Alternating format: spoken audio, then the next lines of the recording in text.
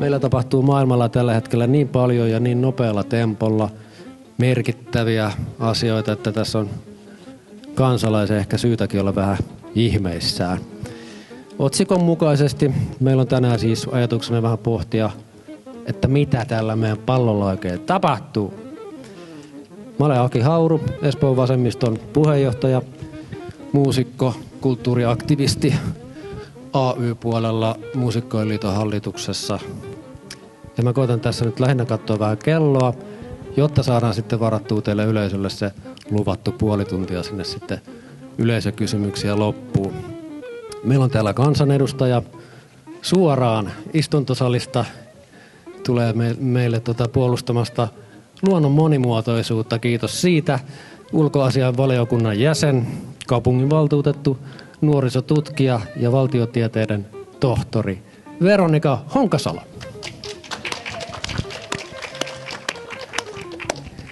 Ja radalla 2, maailmanpolitiikan professori, muun muassa globaali demokratian, politiikan, talouden ja ihmisoikeuksien parissa puuhailut vasemmistonaisten jakaman pro-feminismi-palkinnonkin vastaanottanut Teivo Teivainen. Nyt ihan nopeat kuulumiset alkuun. Mitä teillä on just nyt päällimmäisenä meneillään? Eka Veronika ja sitten Teivo.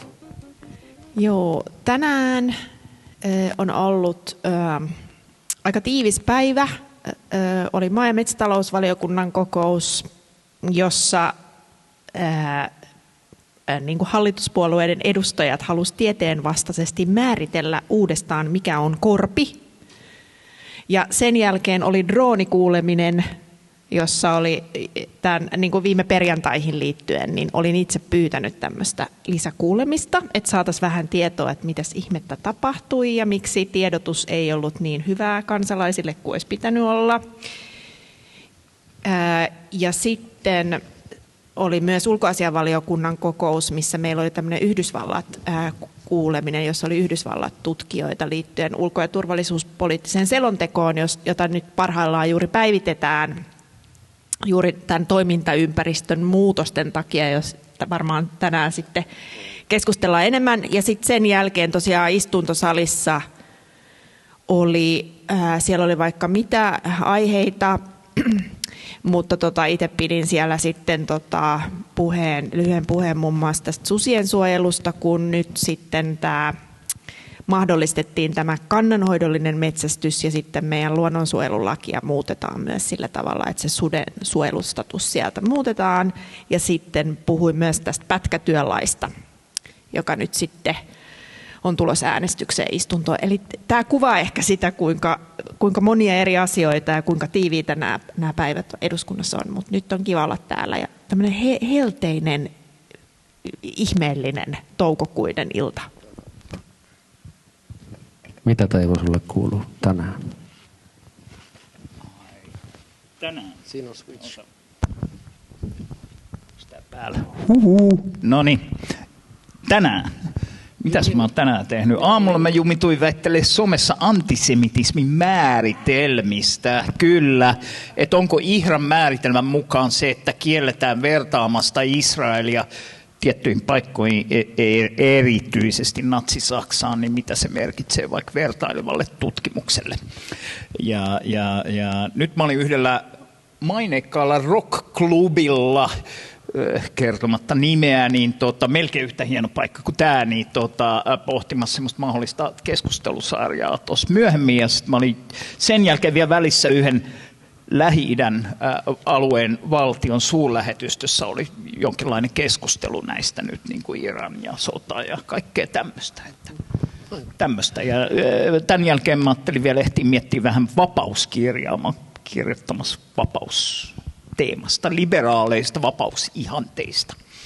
Niin. Energia riittää. Otetaan päivän polttavat. Tämmöiset ihan ajankohtaisemmat semmoiset kotimaiset kotkotukset nyt lyhyillä otoksilla tähän niin kuin alta pois.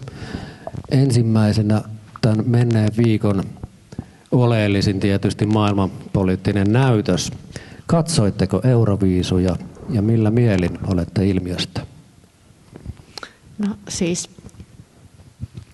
mä olen siis sen lisäksi, että olen kansanedustaja ja kaupunginvaltuutettu, niin olen myös teini-ikäisten lasten äiti. Ja voin sanoa, että tämän kaiken yhdistäminen on välillä vähän haastavaa. Ja näin perheenäitinä välillä on vähän tarvetta vetäytyä, joten vetäydyin viikonlopuksi semmoiseen niin kuin neule kautta juoksuretriittiin. Ja siellä sitten kohtasin tilanteen, jossa kaikki halusi katsoa Euroviisuja ja itse en.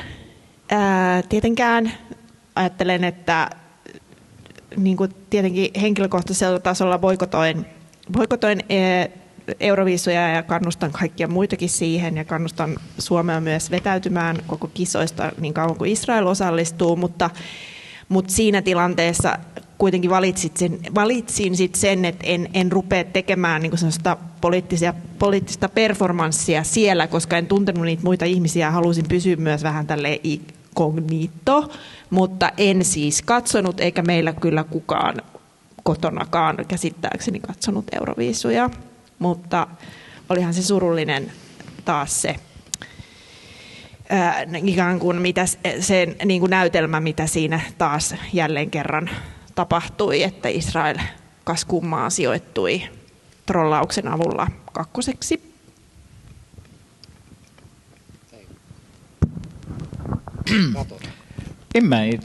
En mä kattonut, joo, en voi olla monia syitä, voisin keksiä jotain jaloja syitä, miksen kattonut, mutta ei vaan tullut katsottua. En mä sitä Suomen biisi, kuulinkohan mä joskus vähän siitä jotain vähän yhdentekevältä kuulosti. Voittajasta sen verran mä näin, kuka voitti, mä näin jonkun 10 sekunnin somepätkän, ihan semmoista jotenkin mukaansa vievää jytkytystä siinä oli, mutta tämä oli mun katselu. Toki somessa ja näin seurasin vähän, ja sehän on kiinnostava tämä, että äänestää Israelia, jotta suvakkia kiukuttaa ilmiö ja tuottaa. Joo, me voitaisiin ehkä mä oon ammattimuusikko, niin mun johdolla ehkä lähteä tästä semmoiseen, mitä musiikki on ja mitä se ei ole tyyppiseen tunnin keskusteluun, mutta ei tehdä sitä nyt tänään. Joku toinen päivä tässä hienossa salissa. Seuraava kotimainen kotkotus, tämä Uudenmaan aamuyöllä. Viime perjantai-aamuyöllä herättiin drooneihin, jotka ei sitten ollutkaan drooneja, vaan siellä oli pörrännyt hornetteja käsittääkseni. Oli saatu tieto, että on mahdollista, että Suomen ilmatiloon harhautuisi räjähdelastissa olevia Ukrainan droneja. Ja sitten varautumistoimena yhteiskunta pistettiin lentoliikennettä myöten niin kuin aamupäiväksi säppiin. Viimeksi äsken, eli tänään tosiaan niin kuin sanoit, niin puolustusvaliokunta on ollut selittelemässä tätä niin kuin revohkaa medialle. Eksyykö niitä laitteita nyt sitten Suomen puolelle vai ei? Menikö tässä vaaratiedottamisessa jotain nyt pieleen vai ei? Ulkoasiainvaliokunnan jäsen Veronika Honkasalo. Joo, no ensinnäkin minun on pakko sanoa, että me ollaan siis saatu näitä tämmöisiä, nyt tämä oli toinen niin kuin, tilannekatsaus, minkä me tänään saatiin, mutta se tapahtui niin kuin, täysin luottamuksellisessa ilmapiirissä, että mä en voi niin kuin, jakaa sitä tietoa julkisesti, mutta sanoisin vaan sen, että nämä droonit ja niiden ikään kuin eksyminen Suomeen on todella viheliäinen ja inhottava ilmiö, ja mä juuri korostin tästä kuulemisessa viranomaisille sitä, että toivoisin, että myös kansalaisille avattaisiin sitä, että mistä tässä on tarkemmin kyse, ja sitten myös sitä, että kuinka hankalaa näitä on ihan aidosti torjua. Siinä oli siis riskinä, että tulee niin kuin raskaasti räjähdelastilla lastattuja droneja, ja itsekin on niin kuin, meille kaikille varmaan tavallaan tulee mieli droonista semmoinen, jota voi niin kuin lennättää tuolla, joka on sellainen pikkuinen härveli, mutta nämä on siis sellaisia, joissa se siipiväli on 4-5 metriä ja ne pystyy kuljettamaan semmoista räjähdelastia, joka pystyy aiheuttamaan aikamoista tuhoa. että mä oon kyllä sitä mieltä, että tämä niinku kansalaisten tiedottaminen ja informointi ei mennyt nappiin. Itse heräsin siihen, että hävittäjä lensi yli meidän kodin ja oli vähän, että mitäs ihmettä tapahtuu. Ja sen jälkeen sain mediasta luin sen niinku tiedon ja siis, että olin samalla tavalla informoitu kuin kaikki muut. Ja on siis sitä mieltä, että se tiedottaminen olisi pitänyt hoitaa paljon paremmin. Ei saa syntyä myöskään niin kuin epätietoisuutta siitä, että mitkä ammattiryhmät menee töihin ja näin. Mutta sitten samanaikaisesti pitää ymmärtää, että ensinnäkään ei ole olemassa mitään droonimuuria, semmoista niin kuin täysin kestävää torjuntajärjestelmää ei pystytä rakentamaan.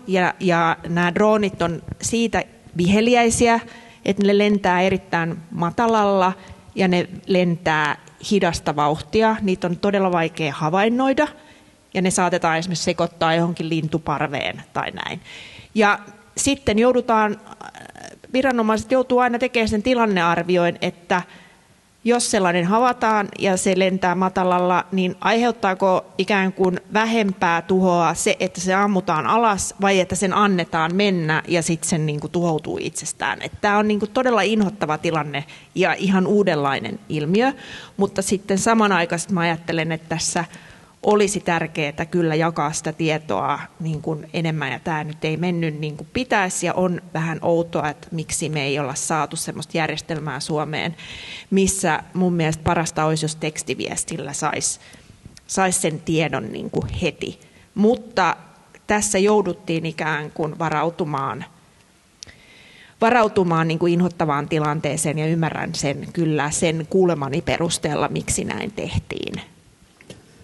Käsittääkseni se on ollut aikaisemmassa mietintävaiheessa joskus edellisten hallitusten aikaan todettu liian kalliiksi.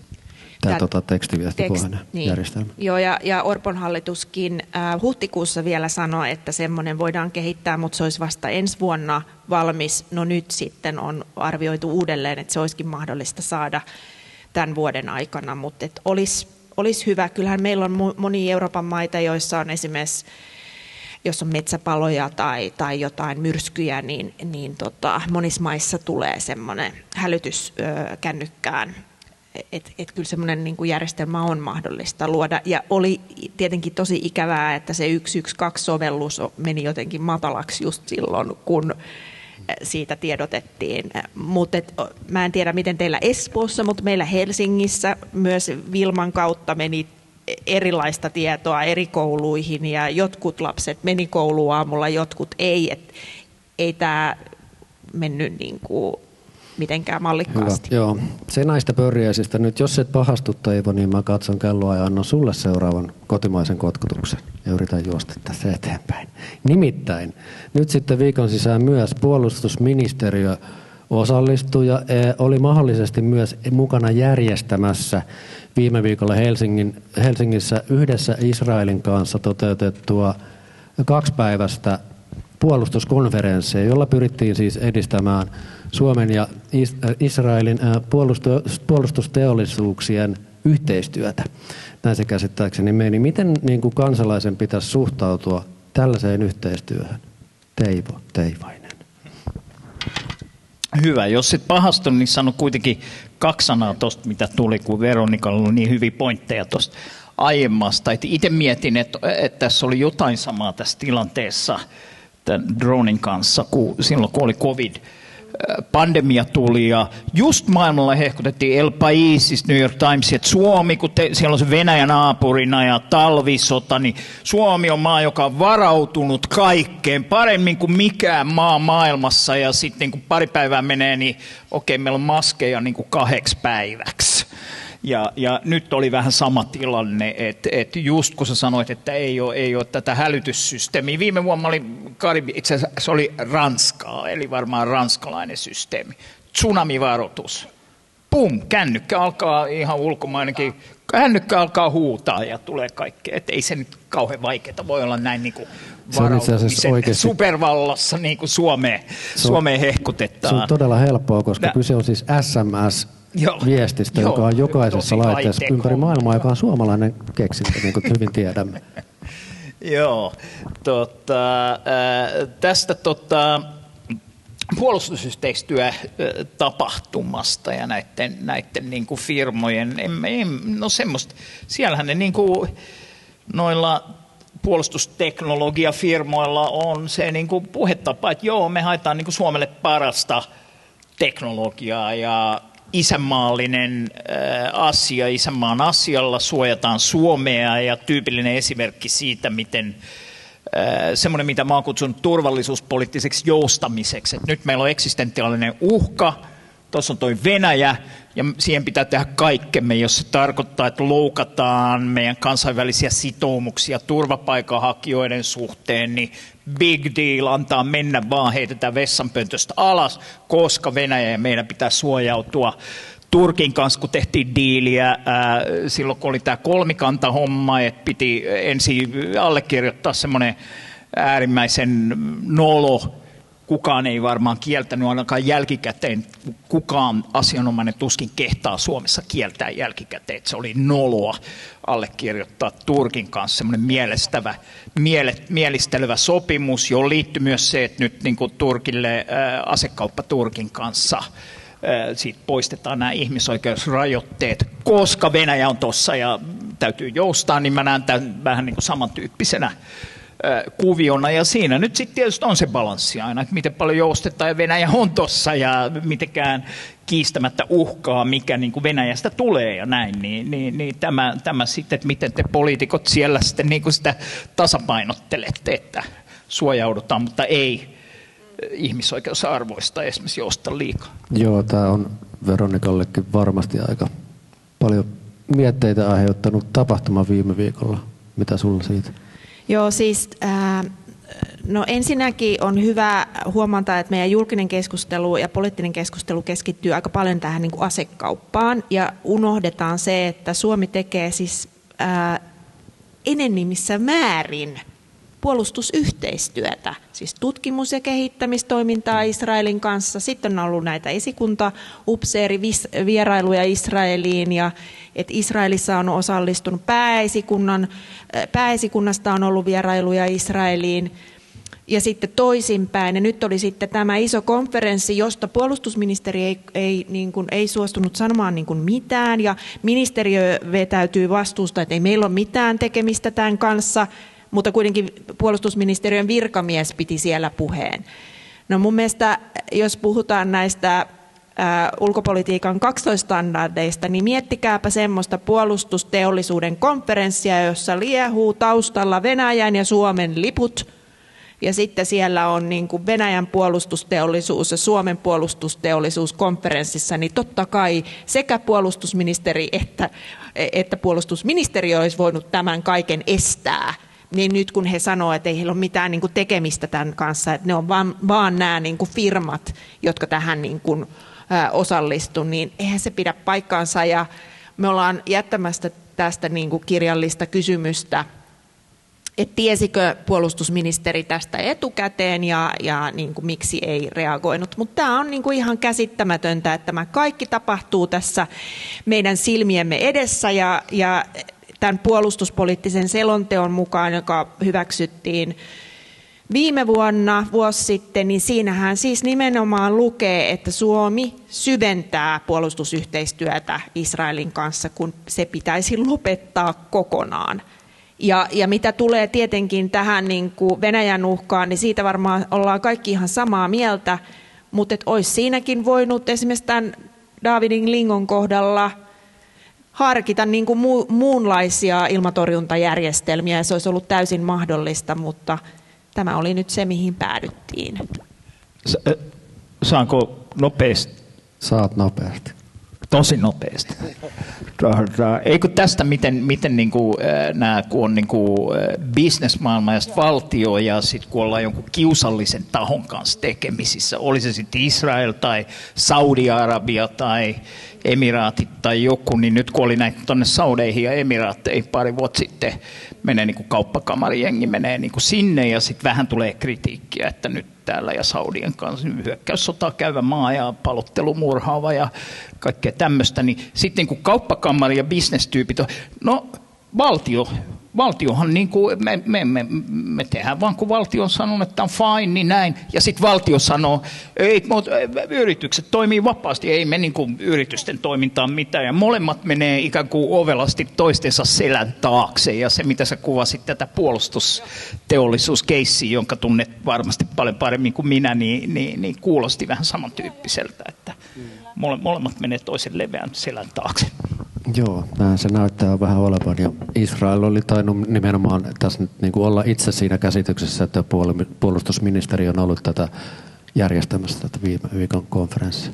Joo, ja sitten mun mielestä siis välillä tuntuu, että ollaanko Suomesta todellakin niin kuin tyhmiä ja naiveja, että ei myöskään tajuta, kuinka paljon Israel itse satsaa myös tähän propagandaan. Nimenomaan, että tämä tiedote, jonka he oli tehnyt, että tässä on ollut Suomen puolustusministeriö niin kuin järjestämässä tätä, että tämähän on heille iso tämmöinen brändäys, mitä he varmaan tekee sit viestinnällisesti myös kotimaassa. Tähänhän he satsaa enemmän ja enemmän resursseja, että nämä on niin kuin lottovoittoja tämmöiset konferenssit, niin että meillä ei niin kuin kerta kaikkiaan ymmärretä tätä näkökulmaa. Okei, kiitos. No niin, tämä kaikki siis suunnilleen yhdessä viikossa täällä kotimaassa. Nyt päästään ehkä pois täältä kotimaasta Eurooppaan, turvallisuuteen, NATO-hommiin. Suomi liitettiin 4. huhtikuuta 2023 NATOon alle vuoden pituisen hakuprosessin päätteeksi. Kansalaismielipide todettiin silloin Ukrainan eskalaation myötä niin kuin selkeästi liittymistä puoltavaksi. Menetettiinkö me samalla tietynlainen sitten semmoinen suomettumisen ajan jälkeinen erityinen puolueettomuuden positio ja semmoinen niin kuin potentiaali sillanrakentajana lännen ja idän välissä vai oliko sellaista? Otetaan vaikka nyt Veronika ensin. Teivo vähän puhui tässä jo tästä, niin kuin, oliko se joku yhteissopimus, yhteisymmärrysasiakirja Turkin kanssa?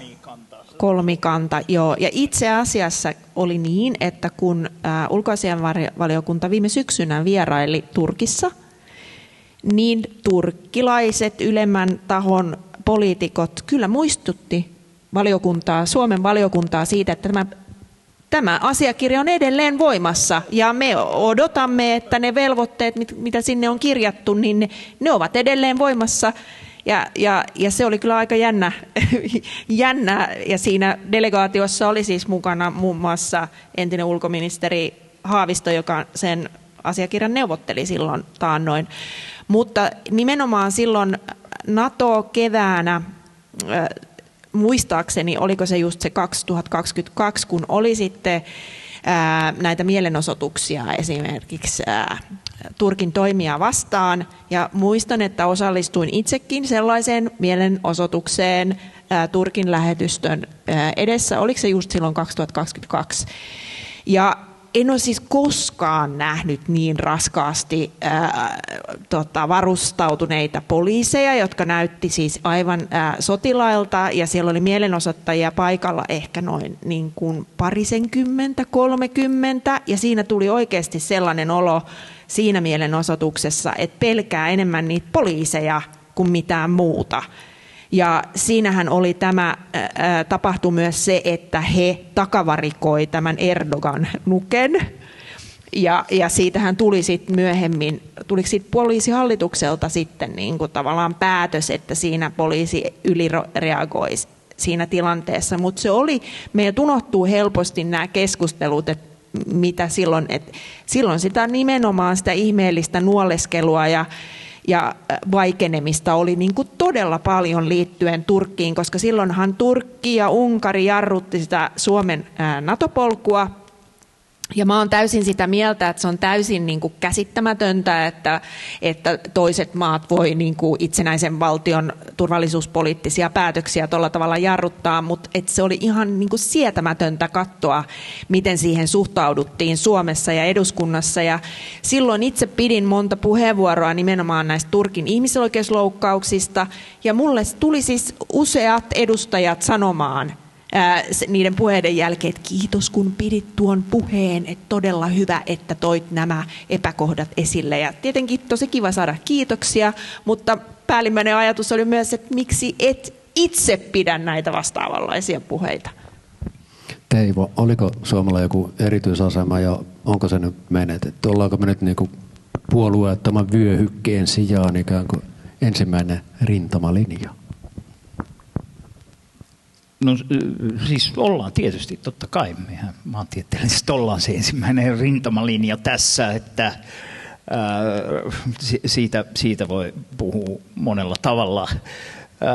Menetettiinkö me sitten jotain, niin joskus ehkä on vähän semmoinen, että Suomessa oli semmoinen jotenkin valheellinen nostalgia siitä, että, tai ajatus, että kun me olimme tämmöinen puolueeton maa, niin olimme rauhan välittämisen suurvalta ja näin, niin et eihän se pelkästään se NATO-jäsenyys, jos nyt ajatellaan vaikka Norjaa, joka on ollut NATO-jäsenenä tosi pitkään, niin onhan ne nyt ollut niin kuin rauhanvälittäjänä ihan hemmetin paljon etevämpiä, näkyvämpiä ja enemmän tuloksia saavia kuin Suomi koskaan, jos mä nyt vähän kärjistän. Ja Norja oli NATO-maa koko tämän ajan, että se ei ole, ei se ihan niin kuin pelkästään sitäkään ole, mutta kyllähän se niin kuin vaikuttaa tietenkin Suomen asemoitumiseen, mutta pointtina, että Norja kandee pitää vertailevana esimerkkinä mielessä.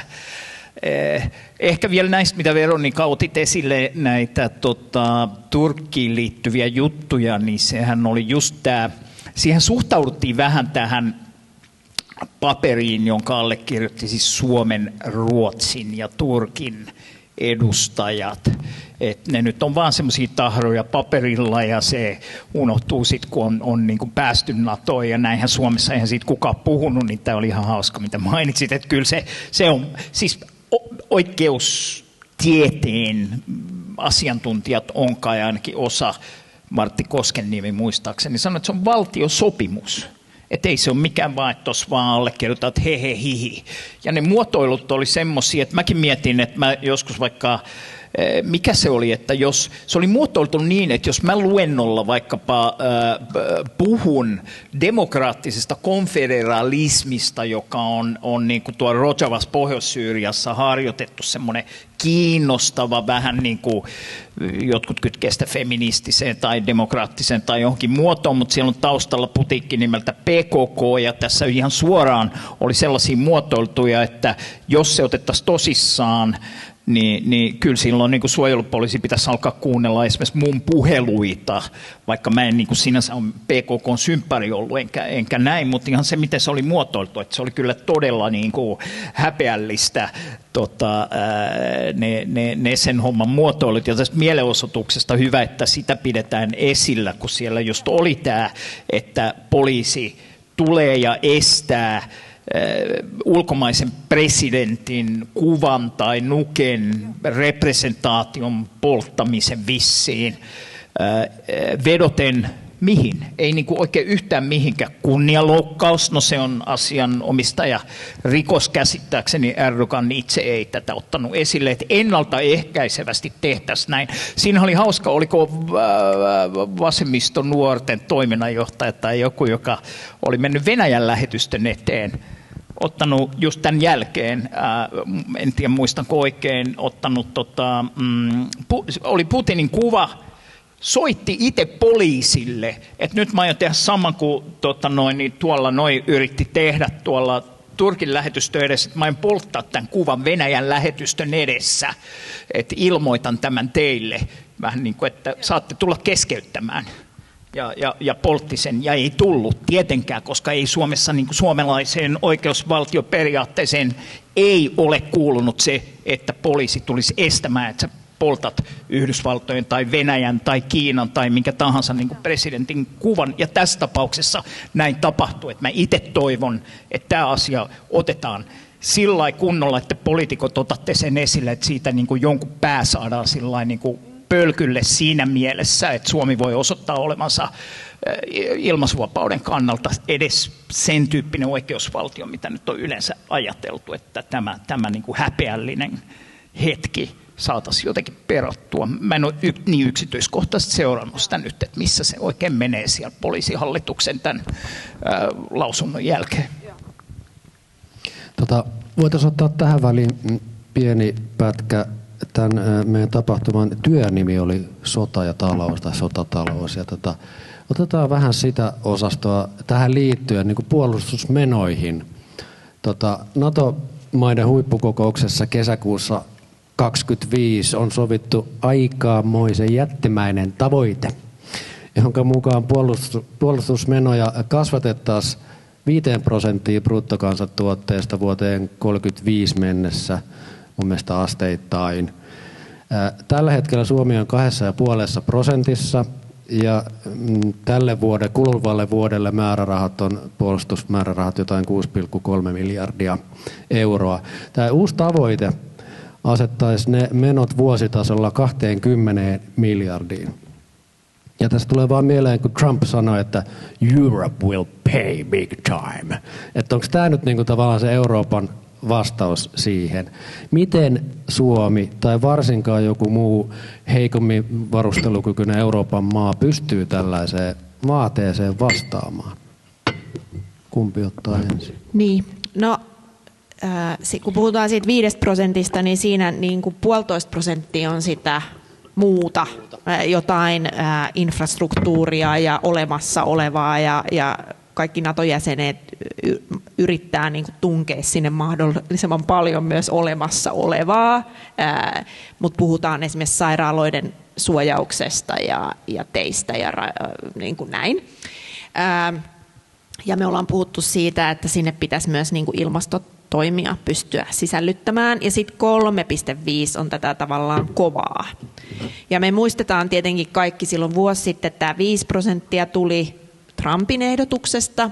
Ja sehän oli todella kiusallista seurattavaa se Naton huippukokous. Ja nyt sitten jännityksellä seuraamme, minkälainen on tämän kesän huippukokous, eikö se ole Ankarassa.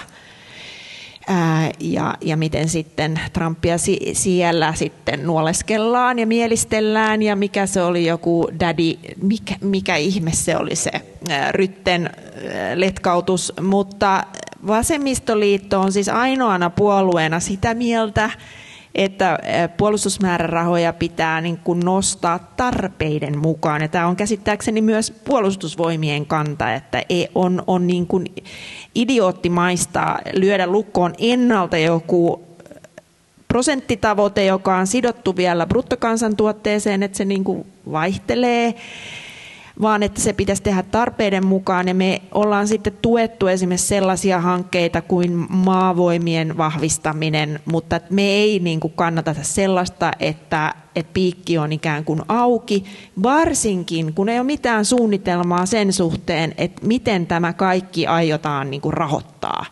Että tästä on tullut sellainen kilpajuoksu, että kaikki vaan niin kuin liputtaa 5% puolesta ja kukaan ei kerro, että miten tämä kaikki aiotaan rahoittaa, varsinkin kun samanaikaisesti sitten on voimassa velkajarru. Niin tämä koko kombinaatio on täysin mahdoton.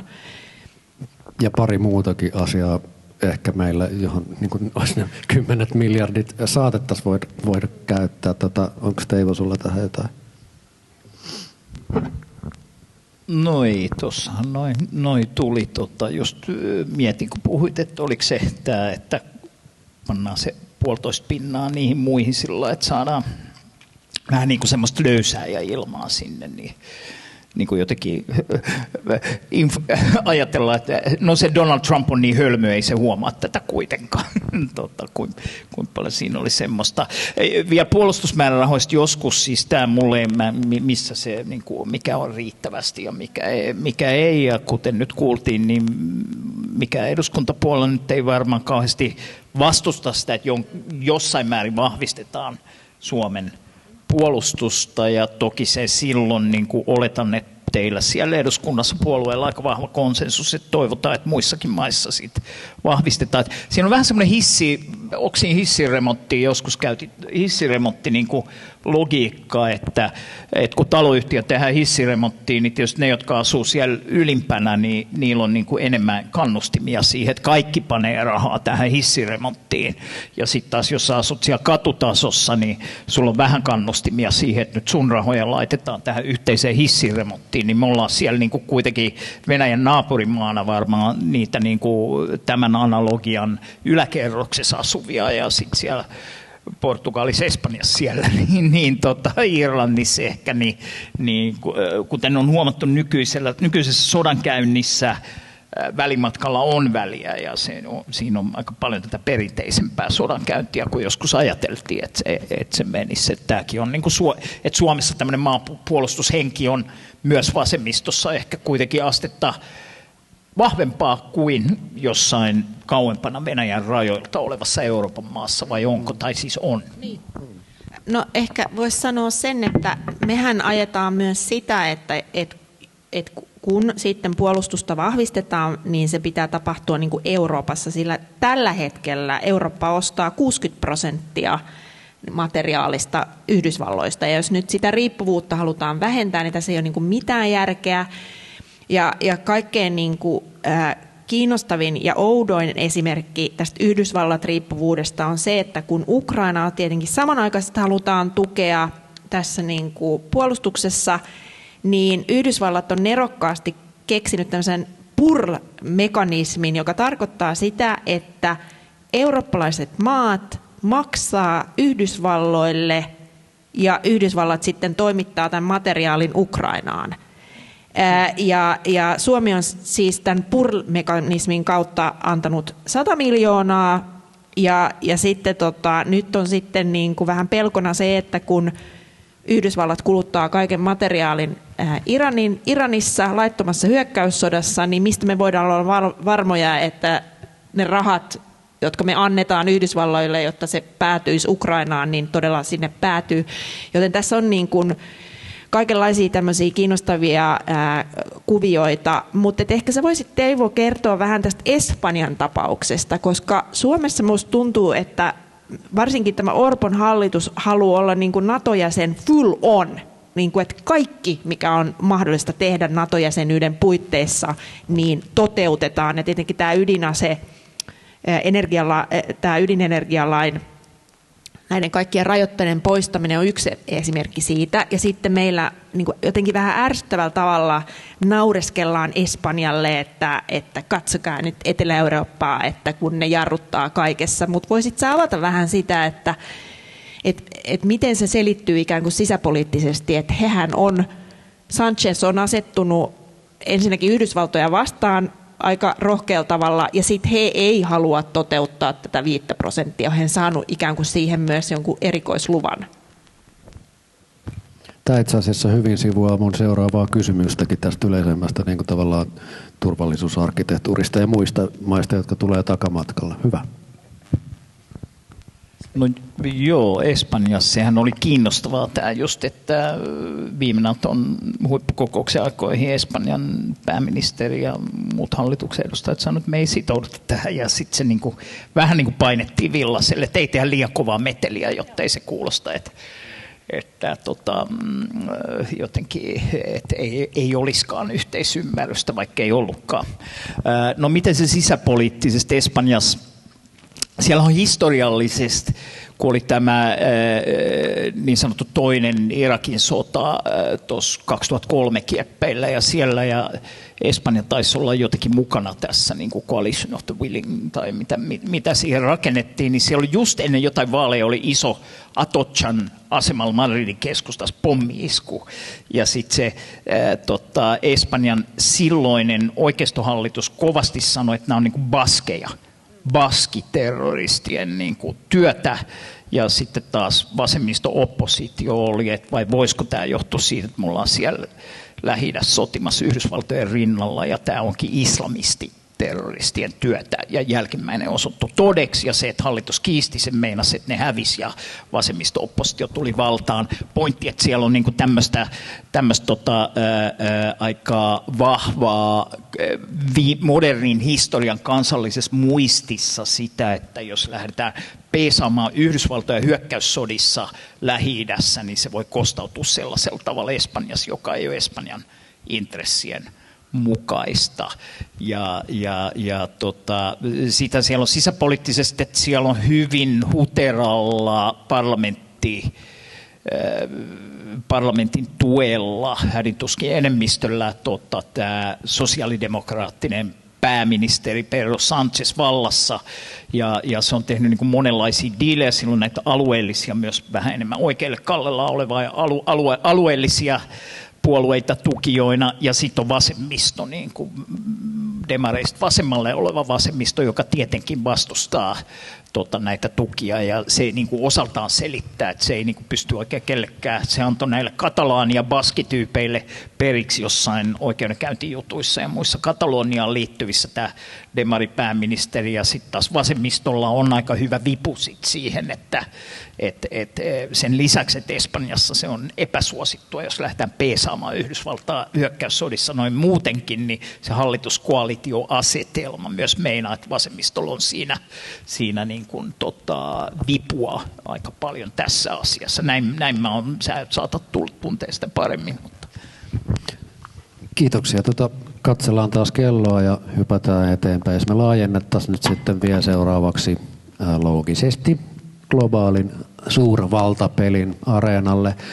Nyt niin kuin tämä suurvaltapolitiikka vaikuttaa pyörivän aika paljon Kiinan ympärillä ja niin kuin Yhdysvaltojen oikkuja ihmetellessä. Samalla kuin iso osa sitten tietenkin Venäjän resursseista kuluu Ukrainassa. Ja Venäjä on nyt niin kuin riippuvainen siinä suhteessa Kiinan kaupasta, ja Kiina taas sitten toiseen suuntaan hyvin tietoinen omasta dominanssista niin kuin teknologia- ja raaka-aineosastolla. Kiinassa on nyt rampannut tässä onko puolen vuoden sisään niin kuin hiljattain lähes kaikkien suurten maiden johtajat, ja pelkästään nyt taas jälleen viikon sisällä sekä Trump että itse asiassa tänään Putin vierailulla Kiinassa.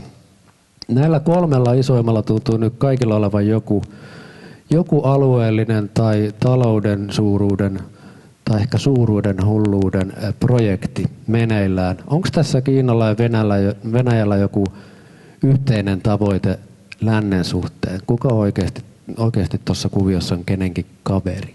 Minkälaisia ketunhäntiä siellä on kainaloissa? Teivainen. Ai, olipas isoja kysymyksiä.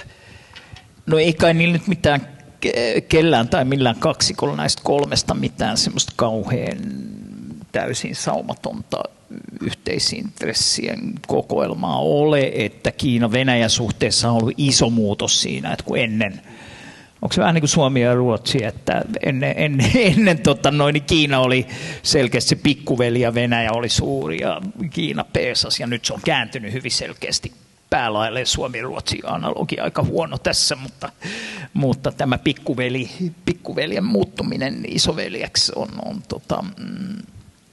siellä iso juttu.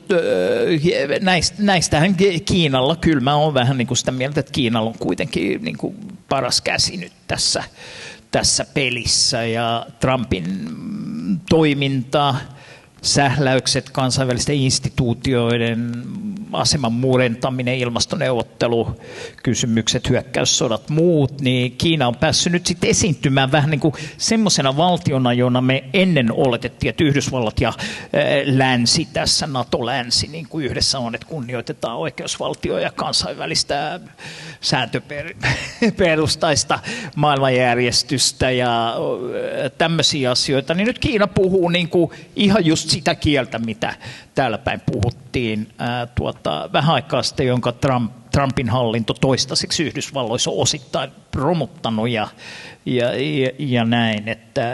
Ja se, että niitä käy siellä Kiinassa. Kiina on maa, jossa käy eniten ylivoimasti eniten käsittääkseni maailmassa valtiovierailuja menee Kiinaan. Siellä on aina China Dailies on sitten ja muissakin lehdissä. Sitten siellä on aina kuvassa on vielä semmoisesta kulmasta, että Kiinan johtaja Xi näyttää niin kuin tosi isolta ja se toinen näyttää tosi pieneltä. Oliko 1,5 vuotta sitten mä lensin Kiinasta Nepaliin sillä että aamulla katsoin Kiinan lehdet ja sitten iltapäivällä oli Nepalin sanomalehdet. Nepalin pääministeri oli just vierailu siellä ennen kuin tuli tämä räppijäbä nyt uudeksi. Niin kiinalaisissa lehdissä Xi oli semmoinen jättiläinen ja se Nepalin tyyppi oli siinä vieressä tosi pienistä. Taas nepalilaisissa lehdissä näytti suunnilleen yhtä pitkiltä.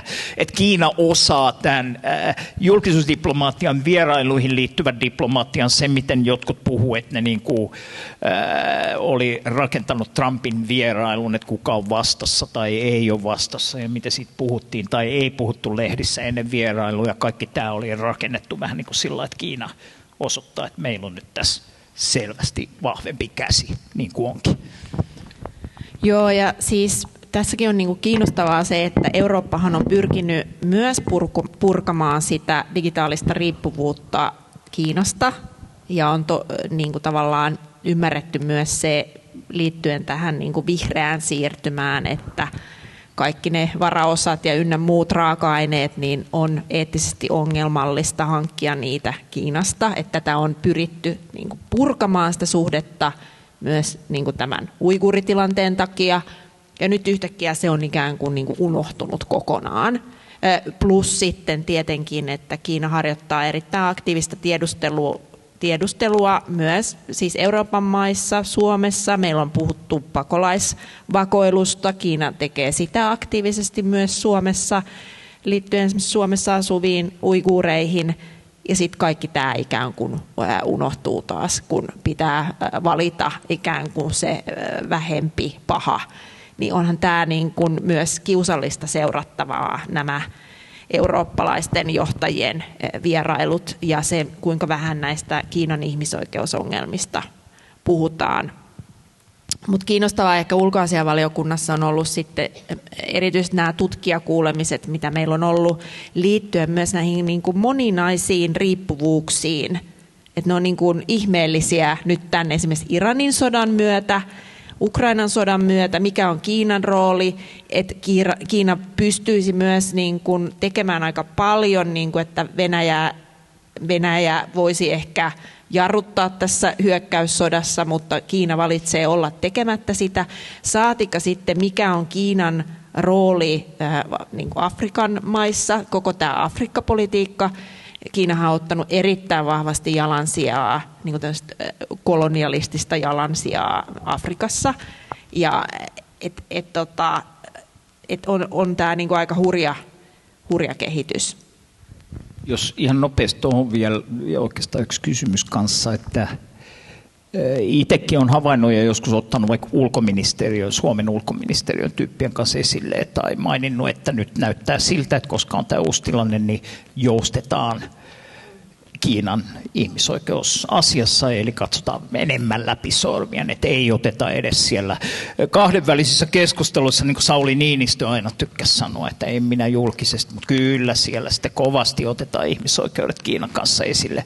Niin se ei näy pelkästään Kiinasuhteessa, vaan myös Afrikassa, koska siellä on niin kuin semmoinen asetelma ollut, että nyt on kamppailu Afrikan sielusta ja kenen puolelle Afrikka asettuu, ja jos kiinalaiset on, että me ei välitetä teidän oikeusvaltio-, ihmisoikeus-, demokratiakysymyksistä silloin, kun on jotain infrakehittämishankkeita ja eurooppalaiset tulee, että me edellytämme teiltä nuhteettomuutta tai tietynlaisia standardeja ihmisoikeudet, oikeusvaltio ja näin kysymyksissä, niin nyt jotta Eurooppa ei häviä kamppailua Afrikasta Kiinalle, näin tämä usein asetetaan, niin sitten Eurooppa on alkanut löysätä, joustaa ihmisoikeusstandardeissa ja ehdoissa myös yhteistyössä Afrikan kanssa. Tämä näkyy myös EUn näissä uusissa Global Europe-ohjelmissa mun mielestä aika selkeästi. Ja nämä on hankalia dilemmoja, että miten tehdään.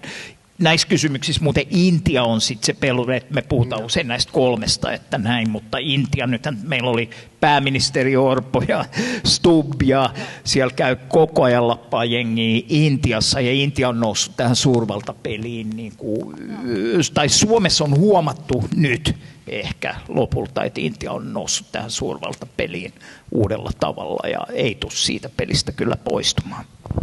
Tuo oli hyvä lisäys. Tuo oli itse asiassa yksi kysymys tulossakin tuosta, että onko juuri näin, että unohdetaanko tuo nouseva Intia usein vieläkin sieltä. Nyt huhtikuussa, tätä vähän sivuttiinkin osittain, huhtikuussa hallitus antoi päivityksen ulko- ja turvallisuuspoliittiseen selontekoon, ja se on nyt jonkun verran aiheuttanut kritiikkiä. Sanotaanko laimeudesta. Onko se nyt vähän hassua, että kun Trumpin USA tuntuu vähät välittävän sääntöpohjaisesta järjestelmästä ja niin kuin toistuvasti rikkoo kansainvälistä lakia, niin samaan aikaan kuitenkin Suomen ulkopoliittinen johto linjaa, että luotettava kumppani, eikä niin kuin tunnu antautuvan mihinkään terveeseen kriittisyyteen tässä. Miten tämä niin kuin selonteon päivitys tässä nyt pitäisi ottaa vastaan?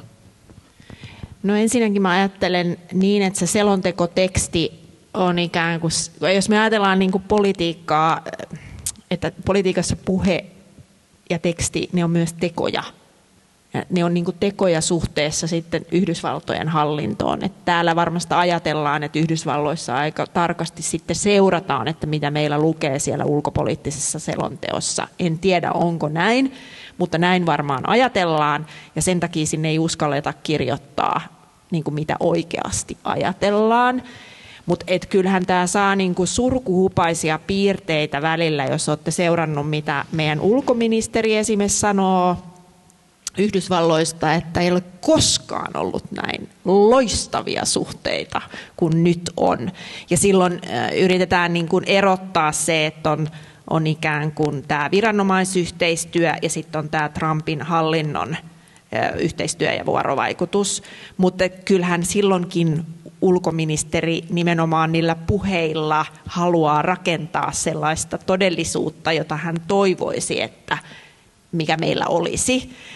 Mutta onhan tämä kiusallista seurattavaa, millä kaksoistandardeilla niin kuin Yhdysvaltoihin suhtaudutaan. Ja nyt sitten ollaankin peräänkuulutettu ulkoasiainvaliokunnassa, että ainakin meidän pitäisi ulkoasiainvaliokunnassa olla niin kuin perillä siitä, että mitä Yhdysvalloissa tapahtuu. Mä oon monesti sanonut, että mun mielestä on täysin käsittämätöntä, että meillä on ulkoasiainvaliokunnassa esimerkiksi käsitelty lainkaan tätä Project 2025-asiakirjaa, jota nyt sitten toimeenpannaan siis vauhdilla sekä sisäpoliittisesti että ulkopoliittisesti. Myös se, että ei olla käsitelty puolustusstrategiaa, Trumpin hallinnon puolustusstrategiaa, Eurooppa-strategiaa. Mehän pitäisi lukea kaikki nämä asiakirjat. Siellä se lukee, että kuinka suunnitelmallista tämä kaikki on. Ja sen sijaan, että me päivitellään, että oho, että olipa hurja puhe taas ja miten se Trump nyt tolla tavalla sanoi. Että huomata se, että on niin kuin ideologinen projekti. Tässä ei ole kyse vain yhdestä miehestä, eli Trumpista, vaan siellä on koko MAGA-liike ja siellä on se hallinto. He on suunnitellut tätä pitkään ja nyt Trumpin toisella kaudella he pystyvät niin kuin paremmin toimeenpanemaan tätä kaikkea. Mutta tämän suhteen musta tuntuu, että Suomessa ollaan vielä aika naiveja, ettei niin kuin oikeasti ymmärretä, että mikä koneisto siellä Yhdysvaltojen hallinnossa on siis, ja kuinka määrätietoisesti he niin kuin toimeenpanee tätä kaikkea. Ja myös, että siellä pistetään nyt niin kuin demokratiaa aika niin kuin vauhdilla romuksi tällä hetkellä. Että meillähän tuli tämä VDEM-laitoksen tutkimus just, jossa niin kuin lopputuloksena oli se, että Yhdysvaltoja ei voi pitää enää demokratiana. Että se on tämmöinen niin kuin vaalidemokratia, mutta ei ole kyse enää demokratiasta. Onko Teivolla tähän lisättävää? No tuossa tulikin paljon, mä itsekin. Onko meidän säätöpohjainen järjestelmä niin kuin Furby? Ei, siis useimmat poikkikansallisia, kansainvälisiä, globaaleja asioita ohjaavista tai normittavista säännöistä toimii ihan niin kuin ennenkin. Ja se ei todellakaan ole niin, että se olisi jotenkin mennyt, vaikka joitakin periaatteita jotkut siellä loukkaa, mutta eihän se, että joku tekee rikoksia, meinaa, että lait olisi muuttunut täysin tarpeettomiksi, että sitä vähän kyllä mun mielestä liioitellaan. Nämä on vähän hankalia nämä.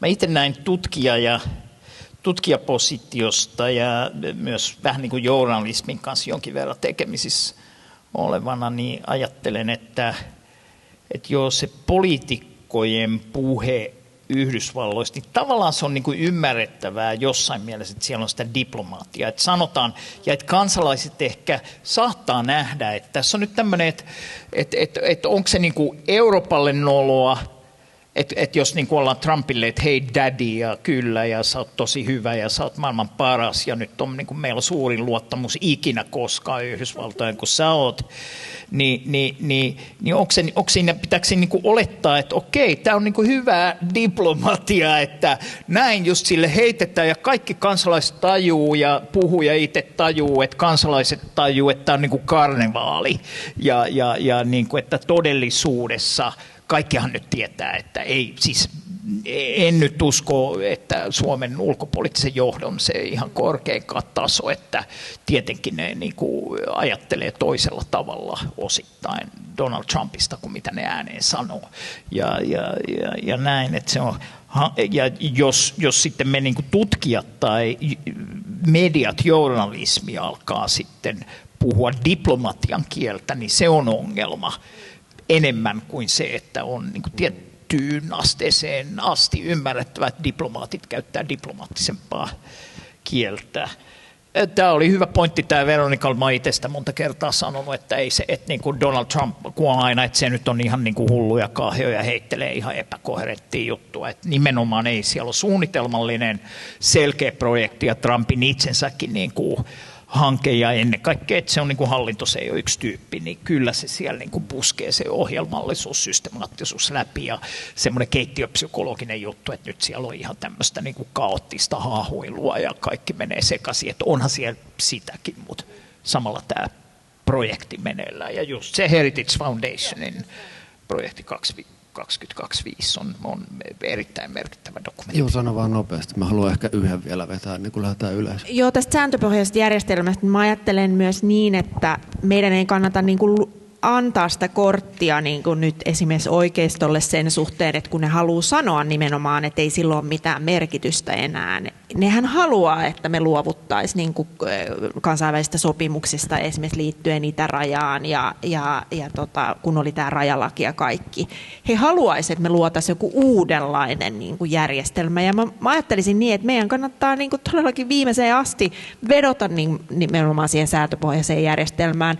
Ja kyllähän jotain sen lujuudesta kertoo se, että siihen myös tässä keskustelussa koko ajan vedotaan ja yritetään saada nämä kansainvälisen oikeuden loukkaukset ikään kuin mahtumaan sinne sääntöpohjaiseen järjestelmään ja niin kuin sen puitteissa selittää asioita, mutta sitten onhan tämä myös kiusallista, tämä niin kuin ulkopoliittisen johdon, siis jos olette seurannut, miten reagoitiin tähän Iranin laittomaan hyökkäykseen tai viime kesän jo Iranin hyökkäykseen Venezuela ja niin kuin näihin Grönlanti-hommiin, että kyllähän se, että ne saa olla kyllä aika monen taikuri, että keksii niitä sanakäänteitä, mitä meidän ulkopoliittiselle johdollekin on keksitty, että nämä ennalta ehkäisevät iskut ja ynnä muut, ei kansainvälinen oikeus tunne mitään sellaisia käsitteitä. Ja myös, että muistettaisiin, että tämmöiset uhkaukset, mitä Trump on viljellyt, niin ne on myös ihan suoraan YK:n peruskirjan vastaisia. Että sä et voi edes verbaalisella tasolla uhata niin kuin toista itsenäistä valtiota.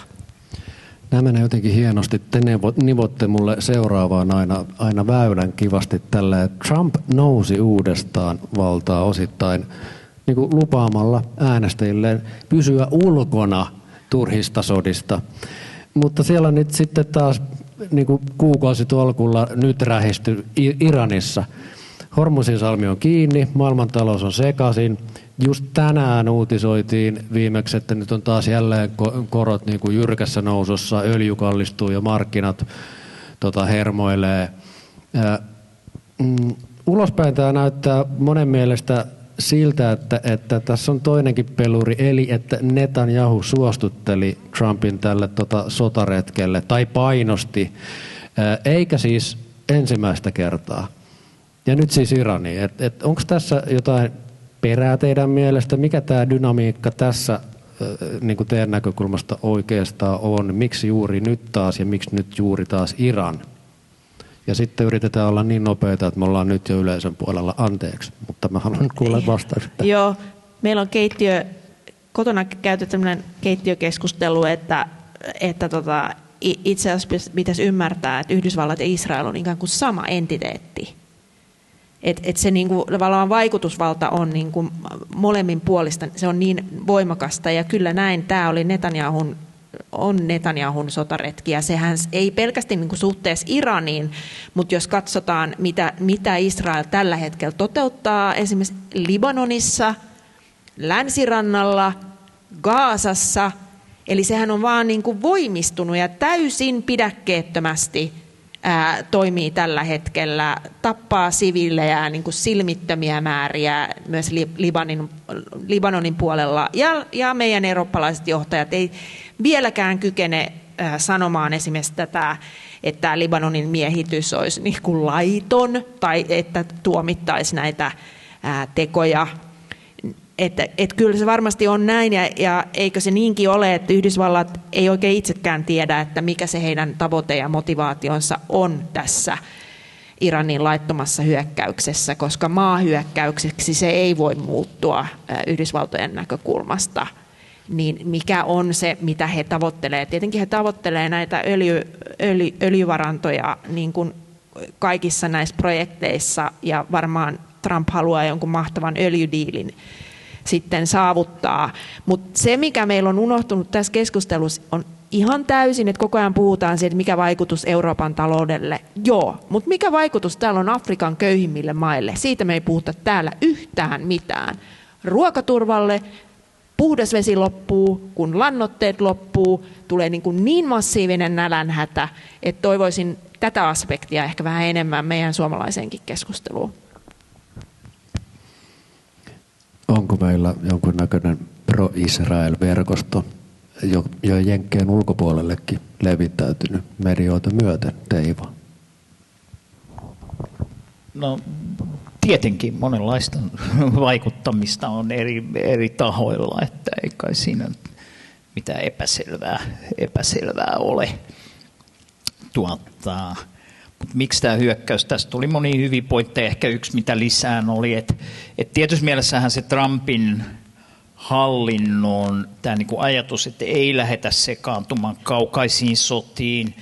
Ja sitten on tämä Monroe-doktriiniksi tai sen Donroe-doktriiniksi kutsuttu uusi versio, siis 1820-luvulta ajatus, että Yhdysvaltojen tehtävä on suojella Amerikan muita valtioita eurooppalaiselta imperialismilta. Nykyään se saattaa tarkoittaa niin kuin Kiinan vaikutusvallalta ja näin, jolla Yhdysvallat on perustellut erilaisia interventioita, niin tietysti mielestä tämä hyökkäys Venezuelaan oli niin kuin tämän doktriinin mukaisesti johdonmukaista, vaikka voi olla, että normi MAGA-äänestäjä ei nyt hahmota, että miten kaukana on Iran tai Venezuela ja mikä on missäkin, mutta kuitenkin, että se oli semmoista niin kuin legitiimiä takapihaa. Ja sitten kun se hyökkäys meni niin kuin jossain mielessä aika hyvin, että ei Yhdysvalloille, Trumpille maalipoliittisesti, jes, käytiin hakemassa, mä sanoin, että Maduro päiväsivät luetut haettiin, ei tullut niin kuin jenkkisotilaita, ei lähetetty sinkkiarkuissa kotiin ja näin, niin tuli vähän semmoinen sokerihumala, että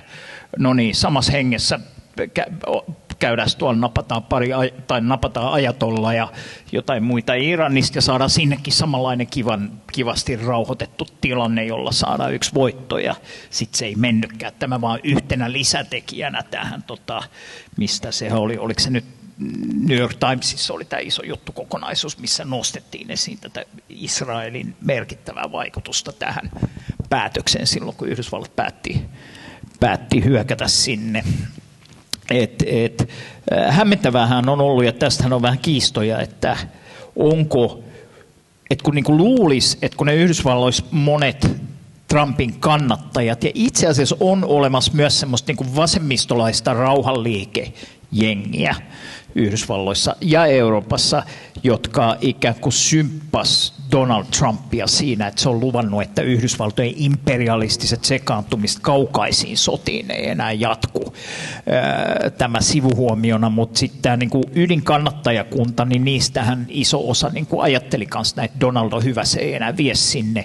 Niin sitten kun se menikin sinne, niin nythän kuitenkin on, että se niin kuin, siellä on niin kuin yhtäältä lähtenyt osa näkyvistä MAGA-tyypeistä pois Trumpin riveistä. Toisaalta on mielipidemittauksia, jossa sen väen tuki on kuitenkin edelleen, että ei se nyt haittaa, vaikka Donald toimikin eri tavalla, että silti me tuetaan sitä, että milloin se niin kuin Trumpin kai yleistuki menee koko ajan alaspäin, että tämä nyt kyllä niin kuin murentaa sitä ja oli no, monet varmaan pitää sitä niin kuin näin ihan vaalimoraaliset kysymykset sikseen, mutta niin kuin ihan poliittisesti jotenkin kömpelönä toimena tämä, mihin vyyhtiin se on ajautunut Iranissa.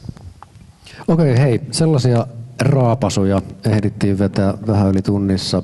Nöyrä kiitos tähän astisesta keskustelusta, hyvät ystävät. Nyt kuten luvattu, on aika antaa sitten yleisölle kunnolla aikaa kysyä ja käydä myös tätä keskustelua. Ja olenko oikeassa, kun mulla on lukulasit päässä, se on pakko olla Matti-Vesa Vuolainen, jolla on käsi pystyssä ensimmäisenä. Ja niin onkin. Kiitos Matti-Vesa Vuolainen. Minä olen taas iloinen kyllä, että Vassareininkin piirissä käydään turvallisuudesta keskustelua. Olisi hirveän paljon kysymyksiä, yritän tiivistää kahteen. Ensimmäinen kysymys, että miten kävi niin, että Suomen NATO-optiosta tuli USA:n ydinaseoptio Suomeen? Eli miten kävi niin, että me hankimme hävittäjät, me menimme NATOon ja teimme DSA-sopimuksen ilman mitään rajoitusta ydinaseisiin. Ja nyt sitten keskustellaan tästä ydinenergialaista ja sen purkamisesta. Ja se on se viimeinen naula, jota kuvitellaan, että se pitäisi sen asian. Eikö tässä ole aika paljon sinisilmäisyyttä? Tämä prosessi on ollut aika pitkä. Eli tässä tämä on yksi kysymys. No toinen otetaan hei tähän vastaukset ensin, niin saadaan pidettyä vähän mielessä. Saat kysyä sen toisen nopsaan sitten ja sitten tuolla oli seuraava jonas. No tästä itsehän siis tunnetusti äänestin NATO-jäsenyyttä vastaan, mutta silti ajattelen niin, että tässä on meidän kokoomuslainen värisuora nyt myös vetänyt niin kuin pahasti tavallaan narusta näitä, jotka äänesti NATO-jäsenyyden puolesta, joille oli tärkeää se, että Suomessa on voimassa tämä ydinenergialaki ja kaikki ne rajoitteet on voimassa. Ja vasemmistoliitto ajoi sitä, että olisi tehty erillinen tämmöinen ikään kuin julkilausuma samalla tavalla kuin joissakin muissa Pohjoismaissa vielä erikseen näihin ydinaseisiin liittyen, mutta sitten vakuuteltiin, että tällaista ei tarvita, koska meillä on sen laissa ne rajoitteet. Ja tämä myös liittyen DC:han. Niin mun mielestä on niin kuin törkeetä, että kun tiedetään, että meillä esimerkiksi vasemmistossa oli edustajia, joille tämä päätös oli todella vaikea, ja he pystyivät sitten äänestämään sen NATO-jäsenyyden puolesta sen takia, koska nämä rajoitteet on voimassa, niin se on petollista näitä kansanedustajia kohtaan, että sitten vauhdilla tuodaan tämmöinen täysin epädemokraattisesti valmisteltu esitys. Mutta niin kuin sanoin, niin kokoomuksella on jotenkin tämmöinen haave nyt, että kun he on niin kuin vallassa, niin he haluaa niin kuin full on NATO-jäsenyys, että mitä kaikkea vaan voi saada, niin se toteutetaan. Mutta tietenkin NATO ei tätä niin kuin todellakaan edellytä niin kuin Suomelta, että nämä rajoitukset pitäisi poistaa, mutta se vaan nyt myydään tällä tavalla meille. Ehkä nopeana tällä politiikan tutkijan huomiona, että siinä on ehkä jotain vähän samaa kuin on niin kuin monissa, vaikka EU-jäsenyys tai silloin EU-jäsenyys, minä se tuli, että niin kuin eka leivotaan se niin kuin sinne sisään, ei puhuta niin kuin esimerkiksi yhteisvaluutasta siinä vaiheessa mitään. No sitten muutama vuosi menee, sitten tulee yhteisvaluuttakysymys, niin sitten on, että no mutta sehän oli jo, se on niin kuin jotenkin jo päätetty silloin, vaikka silloin sitä ei nostettu esiin. Tai kun yliopistot yksityistettiin, niin silloin kun saatiin uusi yliopistolaki, mitä yksityistäminen ei todellakaan tässä laissa ole kyse. Yksityistäminen, sitten tulee uusi yliopistolaki, niin yhtäkkiä kaikki sanoo, no nyt kun me ollaan yksityisiä instituutioita, niin ei enää voi sallia demokratiaa yliopiston sisällä, koska business toimii sillä, että siellä ei mitkään niin kuin tiedekuntaneuvostot pääse päsmäröimään, mitä johto päättää. Ihan niin kuin peruskuviopolitiikassa ylipäänsä, jota kaikilla tahoilla varmaan esiin. Ehkä siitä pitäisi oppia jotain, että tämmöistä pääsisi tapahtumaan. Mutta toinen tematiikka, tässä oli Eurooppa-päivä justiinsa, ja siellä valiteltiin, että Euroopan idea on hukassa. Ja että Suomen idea on hukassa. Että missä se nyt on ja mikä tässä on käynyt. Mulla olisi pitkä tarina, mutta yritän sanoa sen lyhyesti. Meillähän on skitsofreeninen tilanne. Toisaalta me kuvitellaan, että itä-länsi voimien mittely on niin kuin ratkaistava ensin, ja sitten ruvetaan miettimään etelä-pohjoista kysymystä, että kuinka me voimme tämän ympäristökysymyksen ratkaista. Tämähän on täysin mahdoton yhtälö. Ei niitä voi tarkastella erikseen, koska tässä itä-länti-kysymyksessä on myös kysymys erittäin pitkälle juuri niistä samoista luonnonvarantojen jakamisesta kuin siinä etelä- ja pohjoilla kysymys. Ne on pakko katsoa yhteydessä ekologisen realismin näkökulmasta. Eli tämä on minusta yksi syy. Eli sitten toinen näkökulma tähän, kun Trump sanoo nyt, että he ottavat sen länsisen maapallon puoliskon, ja ehkä nyt Grönlantia vielä voitaisiin tuosta havaita. Eli voimme sanoa, että transatlanttinen suhde purkautuu, me olemme osa Euraasiaa. Ja nyt on tosiasia, että etelä-pohjoissuhdetta ei voida rakentaa kuin Euraasian kautta. Ja sen yhteistyössä Euraasian, eli Kiinan, Intian ja kyllä jollakin tavalla Venäjänkin kanssa. Ja mä olisin kysynyt, että miten te näette tästä näkökulmasta Suomen aseman? Kyllä minusta Etyk oli, jos mä saan vielä, Etyk oli Suomen, niin kuin ainakin minulla oli ulkopolitiikan suuria tilaisuuksia, jossa Suomi rakensi siltaa. Me emme nyt rakenna siltaa ainakaan itä-länteen tällä hetkellä, mutta meidän pitäisi rakentaa siltaa etelän ja pohjoisen välillä. Ja vielä demokratian ja sääntöperäisyyden ja tasa-arvon näkökulmasta. Mutta kohtuutalouden toteuttamisen kautta. Joo. Kiitos. No mä ajattelisin ensinnäkin niin, että viime hallituskaudella, jos huomasitte, niin Sanna Marin yritti tässä ulko- ja turvallisuuspolitiikassa hirveästi hakea sitä tavallaan Suomen niin kuin vertaisryhmää sieltä niin kuin Baltian maista, että Suomi asemoituisi jotenkin niin kuin ulkopoliittisesti sinne.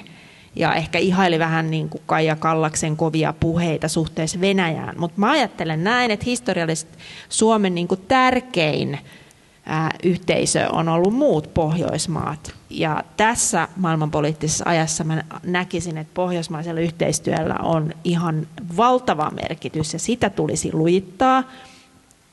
Ja sitten se, mikä on nyt surullista tässä, kun elämme tämmöistä niin kuin todella epävarmaa geopoliittista aikakautta ja erittäin sotaisaa ja militaristista aikakautta, on se, miten meidän suurin eksistentiaalinen uhka, eli ilmastonmuutos ja luontokato, unohtuu ikään kuin näistä keskusteluista täysin, ja se ei niin kuin näy oikein niin kuin missään.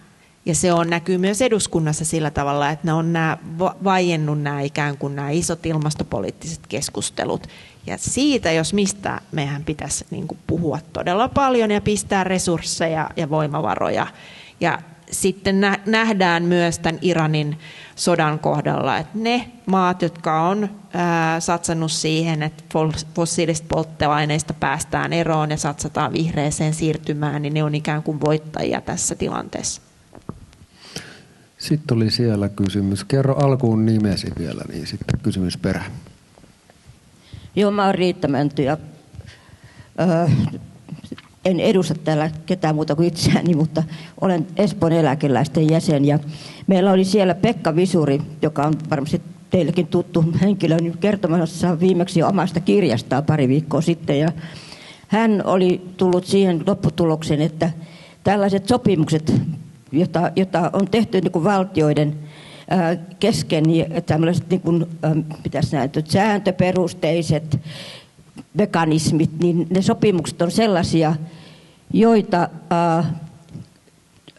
pistetään toteen vain silloin, kun huomataan, että niistä on jollekin taholle hyöty. Mutta heti kun näkyy sen sopimuksen mukaan, että meillä ei ole siitä sopimuksista enää hyötyä, niin se sopimus rikotaan. No sitten toinen asia oli se, että joka liittyy, tämä on omaa ajattelua siis sillä lailla, että mä oon ajatellut sitä, että se kaikki mitä Israel Jenkkien luvalla teki esimerkiksi Gaasalle, se oli niin röyhkeätä, niin törkeätä, niin kuin epähumania, niin se on ollut hyvä esimerkki meidän hallituksen jäsenille. Nyt kun meillä on valta, me teemme mitä me haluamme. Ja se näkyy esimerkiksi näissä viimeisissä terveydenhoitomaksujen nostamisissa, näissä kaikkien synnytysten ja leikkausmaksujen ja kaikkien näiden. Ei ole mitään häpyä enää. Ja ihan samalla tavalla he pitivät tämän Israel niin kuin kokouksen. Et he ottavat kaiken ja nyt on vuosi vielä aikaa. Ja toivotaan nyt, että ne ihan niin kuin hulluksi mene, mutta ei ole mitään epäilystä, etteikö sitäkin tapahtuisi. Tämä on enemmän kommentti kuin kysymys. Joo, siinä oli kysymystä. Onko teillä kommentteja? No, mun mielestä tämä oli todella tärkeä huomio myös, että miten tämmöiset ikään kuin todella kovat militaristiset ajat, jossa ajetaan niin kuin suurvaltojen etuja, ajetaan finanssikapitalismin etuja, siis tässä sekä Gazassa että Iranissa ja varmaan Venezuelassa, siellähän on nämä isot amerikkalaiset sijoitusyhtiöt, jotka janoaa, että ne pääsee ikään kuin apajille, myös suhteessa esimerkiksi miten nämä suunnitelmat liittyen Gazaan. Ja silloin mä ajattelen, että yksi asia, mitä meidän todellakin pitää tehdä täällä Suomessa on se, että me puolustetaan myös meidän hyvinvointivaltiota ja taistellaan sitä vastaan, että luodaan tämmöistä eriarvostavaa politiikkaa, joka sitten tietenkin johtaa pitkällä aikavälillä siihen, että ihmiset vaipuu apatiaan ja turhautuu. Mutta tämä oli tosi tärkeä huomio kyllä, että nämä niin kuin tavallaan pitää mukana nämä monet keskustelut samanaikaisesti. Joo, mietin tässä, kun on sääntöperustaisuudesta puhuttu ja tämä Pekka Visurin tämä, että miten sitten muotoilikaan, että sopimuksessa pidetään kiinni vain silloin, kun on hyötyä. Niin on se ehkä, sehän on, en tiedä miten Pekka sen nyt on täsmälleen muotoilu, mutta onhan siinä niin kuin, että se sopimusrikkojan maine sopimusrikkojana, niin siinä joku semmoinen, että jos se olisi ihan puhtaasti näin, niin silloinhan se olisi ihan sama kuin ei olisi sopimuksia ollenkaan, että aina vaan harkita, mikä on tässä tilanteessa nyt niin kuin edullista tai ei edullista. Että kyllä siinä on aika paljon myös ihan dataakin varmaan jotenkin siitä, että siihen vaikka jos Suomessa vaikka mietitään, että sitten kun tulee se yksi tilanne, niin tuleeko muuta auttamaan meitä, niin kyllä siihen silloin semmoista niin kuin maabrändi ja se, että onko maine tuolla maalla semmoisena, että se niin kuin pitää kiinni yhteisesti sovitusta vai semmoista, joka lipeää aina, kun oma lyhyen keston etu jotenkin antaa niin kuin ymmärtää, että nyt ei kannata pitää sopimuksista kiinni. Pointti taas, että kyllä siinä niin kuin sopimusperustaisuudessa, vaikka sitä on nykyään on niin muotia sanoa, että se on nyt kokonaan mennyt vessanpöntöstä alas ja kaikki ajattelee vaan koko ajan, että sopimuksille ei ole mitään väliä, ellei siitä ole jotain niin kuin selkeästi välitöntä hyötyä, niin kyllä ei sitä ihan sillä lailla kuitenkaan niin kuin oikeastaan juuri kukaan ajattele ihan noin yksiviivaisesti. Ja sitten mun mielestä silloin, kun oli tämä rajalaki-keskustelu ja säädettiin tämä Suomen pushback-lainsäädäntö, niin itse palasin tavallaan tosi paljon siihen aikakauteen, kun nämä pakolaissopimukset aikoinaan vuonna 1951 solmittiin. Ja miksi ne solmittiin? Sen takia, että tämmöistä, mitä Euroopassa koettiin, eli holokaustia, että sitä ei ikinä enää tapahtuisi, ja ne on ikään kuin suoja ihmisen mielivaltaa vastaan. Ja me helposti ajatellaan, että turvapaikanhakijoiden kohdalla niin niitä ihmisoikeuksia loukata, mutta kun se idea ihmisoikeuksissa on se, että ne on jakamattomia, ne on universaaleja, ne koskee meitä kaikkia, ja jos me loukataan niitä yhden ryhmän kohdalla, niin seuraavaksi meillä on helppo loukata niiden jonkun toisen ryhmän kohdalla. Ja itse olen paljon puhunut siitä, että jos me puhutaan niin kuin vanhusten palveluista, jos me puhutaan toimeentulosta, niin näitäkin kysymyksiä pitää voida tarkastella ihmisoikeusnäkökulmasta. Ja nyt näyttää, että vallalla on semmoinen jotenkin kehitys, että vähät väliä niin kuin kenenkään ihmisarvosta ja ihmisoikeuksista, että ei se ole ikään kuin se prioriteetti, vaan prioriteetti on se, että valtiontalous saadaan tasapainoon. Vielä kysyisin, jatkan sikäli, tuolla on sitten seuraava tuolla perään. Mä ajattelin niin, että Eurooppa, myöskin niin kuin me, menetettiin 2015 omat aseemme Turkkia vastaan, kun me maksettiin niille, että ne pitää ne pakolaiset siellä rajan takana. Eli mitäpä tästä nyt sitten ajattelen. Siinähän me ostettiin tai myytiin nämä ihmisoikeudet turkkilaisille. Haluatko Teemu tätä kommentoida? Hyvä muistaa. No se on tuo pakolaisten turvapaikanhakijoiden kohtelu on aika hyvä indikaattori joskus niin kuin yhteiskunnan arvoista ja oikeusvaltion kunnioittamisesta. Jos nyt mietitään Suomeen, niin me voidaan miettiä eri tilanteita niin kuin ennen tätä, niin kuin nyt tämä uusi laki tai tämä, mihin viittasit 2015 Turkin kanssa diilailu, tai vaikka silloin niihin aikoihin, kun niitä sopimuksia tehtiin, 1951 vaikka Geneven sopimuksia näin, niin Suomessahan oli silloin tuolla itärajalla tuli neuvostotyranniaa pakenevia turvapaikanhakijoita. Ja sitten oli semmoinen keskustelu, yksi keissi esimerkiksi oli 2 tyyppiä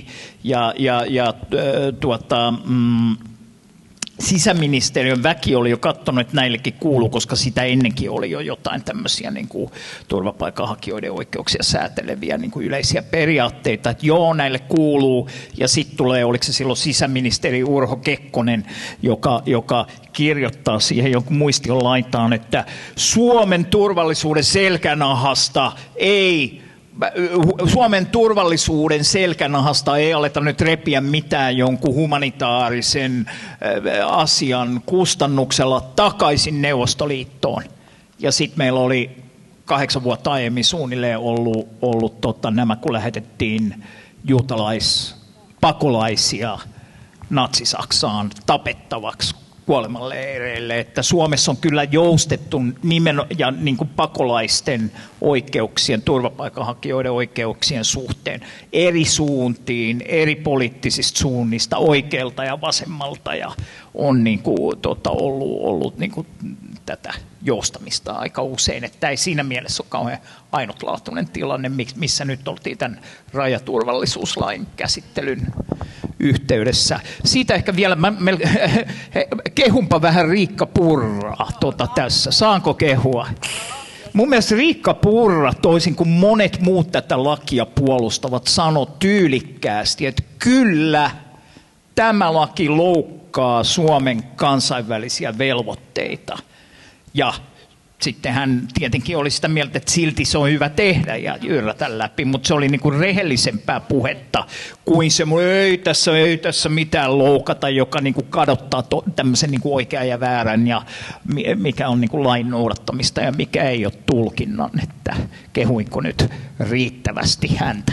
No se oli ihan sietämätöntä seurata sitä keskustelua silloin täysistuntosalissa, lähinnä demariedustajien niin kuin puolustuspuheenvuoroja, että mitä kaikenlaisia saivartelukikkoja ne keksi, että tämä oikeastaan ei ole lainkaan kansainvälisen oikeuden tai näiden sopimusten vastasta. Että kyllä juuri näin. Siellä oli ihan perällä sitten yksi kerran nimi alkuun. Joo, mä oon Antti Saarinen ja semmoinen kysymys, että onko meillä toivoa, koska tässä on niin kun ollut tämmöinen tilanne, missä koko aika puhutaan näistä, että mitä on huonosti, että Et mä niin kun olen ajatellut nyt, tässähän on tämäkin hallituksen aikana kovasti alasajettu suomalaista esimerkiksi rauhanliikettä. Sieltä on otettu rahaa pois paljon niin kuin rauhanpuolustajalta ja kaikilta. Sitten myös niin kuin SAK-alaisilta kansainvälisiltä järjestöiltä on viety rahaa pois. Ja kuitenkin niin kun mä oon Helsingin kirvesmiesten jäsen ja siellä on esimerkiksi semmoinen viiri, joka muistuttaa enemmän niin kuin ryijyä, joka on jostain Chilen kirvesmiehiltä, ja vaikka en osaa espanjaa, niin siitä kyllä ymmärtää, että siinä lukee kansainvälinen ja sosialismi, ja työväenliikkeeseen, niin kuin vasemmistolaiseen liikkeeseenkin, on aina kuulunut niin kuin rauhanliike. Ja nythän meillä on tilanne, että meillä ei ole sitä puheenvuoroa ollenkaan. Kukaan ei puhu siitä, että mitä jos neuvoteltaisiin rauha. Siis on vain, että jotkut saattaa, mutta kukaan ei anna sitä niin kuin vaihtoehtona, että näkyykö tällaista niin kuin teidän mielestä, ja onko niin kuin, puhuuko nyt vaan kaikki siitä, että miten pystyisi elämään, ja onko siis poliittinen työväenliike ja ammattiyhdistysliike jotenkin niin kuin liian kaukana toisistaan, että ne voisi sopia, ja sitten tietysti kiinnostaa se, että kun Teivokin on ollut siellä Etelä-Amerikassa, että puhutaanko siellä tästä, että näkeekö ne ihmiset niin kuin siellä niin kuin työväenliikkeessä myös edelleen niin kuin rauhanliikkeen olemassaolon, että niin kuin, tavallaan toivoisit sille kaikille niin kuin pahalle, mistä nyt puhutaan, ja on droneja ja ihmiset vihaa toisiaan, niin onko olemassa vielä niin kuin solidaarisuutta ja onko meillä mahdollisuus olla vielä hyvä niin kuin ihmiskunta? Että semmoinen kysymys. Tosi hyvä pointti. Tuohon tuli mieleen, että onkohan tälläkään lavalla sanottu kertaakaan tänään tähän mennessä sanoja rauha tai pasifismi. Jatkakaa. No siis mä oon kirjoittanut kirjan Toivon politiikka, jota mä suosittelen, että luette, jos et ole lukenut vielä. Mutta siinä tavalla ajatuksena on se, että mistä mä itse saan toivoa, niin mä ajattelen esimerkiksi niitä naisia sukupolvia ennen, jotka on taistellut itsestään selvien oikeuksien puolesta ja Suomessakin vasemmistolaisia naisia, jotka on istunut vankilassa. Ja että mun velvollisuus on silloin kamppailla niiden samojen oikeuksien puolesta nyt. Mutta kyllä mulle tällä hetkellä toivoa antaa Suomessa esimerkiksi tämä niinku vasemmiston semmoinen niinku uudenlainen nousu ja pöhinä, joka näkyy mun mielestä todella voimakkaasti tällä hetkellä esimerkiksi sosiaalisessa mediassa. Et mä oon nyt ollut 13 vuotta mukana politiikassa, enkä koskaan ole niinku kokenut vastaavaa, että ihmiset kertoo avoimesti omalla nimellään, että olen liittynyt vasemmistoliittoon, että nyt perkele riitti tämä meininki ja minä menen ja teen ja autan ja tuen ja mitä vaan ja onko täällä joku mielenosoitus, minne voi heti mennä. Et ei ole aikaisemmin, että tavallaan niin kuin vasemmistoliittoon on saattanut liittyä semmoinen, ei nyt ehkä leima, mutta jotenkin, että se puoluejäsenyys on ehkä ollut semmoinen, joka on halunnut pitää niin kuin itsellään, että ei omalla nimellään julkisesti kerro, mutta tämä on niin kuin muuttunut ihan täysin. Ja siitä ainakin mä saan niin kuin toivoa tosi paljon, että meitä on paljon ja lisää tulee ja puolueeseen on liittynyt 5000 uutta jäsentä viime eduskuntavaalien jälkeen. Ihmiset haluaa muutosta, ne on valmiita tekemään vaikka mitä, koska mä ajattelen niin, että se toivo syntyy nimenomaan sillä tekemisellä ja sillä niin kuin yhteisöllisyydellä. Mutta on tosi hyvä muistutus siitä, että meidän pitää puhua toivosta, meidän pitää puhua rauhasta, meidän pitää muistaa rauhanliikkeen saavutukset. Ja onhan tämä niin kuin se, mitä Orpon hallitus tällä hetkellä tekee, se tekee systeemitason muutoksen suomalaiseen hyvinvointivaltioon. Siis ei pelkästään leikkaa pienituloisilta, vaan kiristää toimeentulon ehtoja, vie niin kuin työntekijöiden oikeuksia ja kaventaa työntekijöiden asemaa, mutta myös haluaa, että koko suomalainen yhteiskunta muuttuu. Ja mun mielestä olisi tärkeää, että me niin kuin nähdään tämä ideologinen projekti. He tietää, ja mä tiedän, että siellä on kokoomuslaisia, jotka on myös hallitusneuvotteluissa sanonut, että niiden tavoite on romuttaa niin paljon tätä hyvinvointivaltiota, että mikään hallitus tämän jälkeen ei pysty kaikkea korjaamaan. Että vedetään jopa vähän överiksi, että niin paljon ei tarvitsisi romuttaa, mutta tehdään se kuitenkin. Mutta tämä että se näkyy nyt esimerkiksi tässä rauhanjärjestöjen rahoituksessa. On ihan järkyttävä tilanne, että valtio on vetänyt siis kaiken rahoituksen pois meidän rauhanjärjestöiltä. Siis valtioavun. Kokonaan. Et siinä on kyllä sitten niinku tehtävää, että kansalaisyhteiskunta nousee nimenomaan rauhanliikkeet tästä tilanteesta?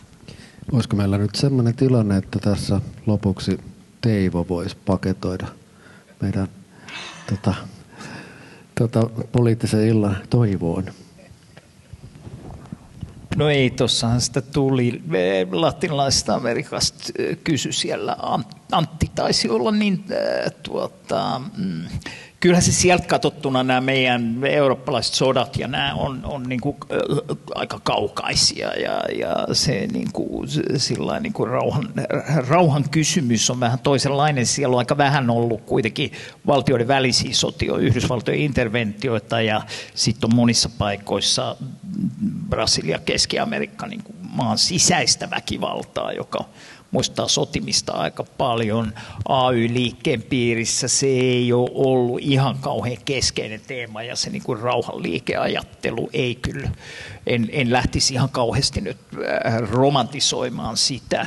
Ja pitikö nyt toivoa laittaa? Ei kannata kysyä latinalaisen Amerikan nykypoliittisesta tilanteesta, jos haluaa toivokommentteja. Että siellä on monissa vaaleissa ollut nyt siirtymä oikealle ja aika laita oikealle. Nyt on isoimmat niin kuin vaalit maanosassa tulossa syksyllä, Brasilian vaalit myös ammattiyhdistysliikkeen kannalta, koska Brasilian CUT, niin kuin tämä keskusjärjestö on niin kuin ei pelkästään latinalaisen Amerikan, vaan koko maailman globaalin etelän vinkkelistä yksi kaikkein suurimpia ja merkittävimpiä AY-toimijoita, ja sillä on iso merkitys, että vaaleissa on vastakkain ammattiyhdistysliikkeistä itse, Fordin autotehtailta, kun se nyt oli, vai Volkswagenin, siellä Sao Paulo ympäristössä noussut AY-aktiivi Lula da Silva, joka on nyt taas ollut presidenttinä, ja sitten siellä on laitaoikeistolaisen Bolsonaron perheen uusin ehdokas, entisen presidentin poika vastakkain, ja ne on yllättäen. Tähän asti aina Lula on ollut ennen vaaleja ja sitten vaaleissa tällä vuosituhannella aina ollut johtanut kaikki galluppeja ja voittanut kaikki vaalit tällä vuosituhannella, paitsi yhden kerran, kun sen ei annettu osallistua. Mutta nyt on tosi tasaista ja se niinku tulee määrittää sit myös tätä niinku AY-liikkeen suuntaa, että miten Brasiliassa käy, koska näiden kahden ehdokkaan AY-kytkös on hyvin erilainen keskenään.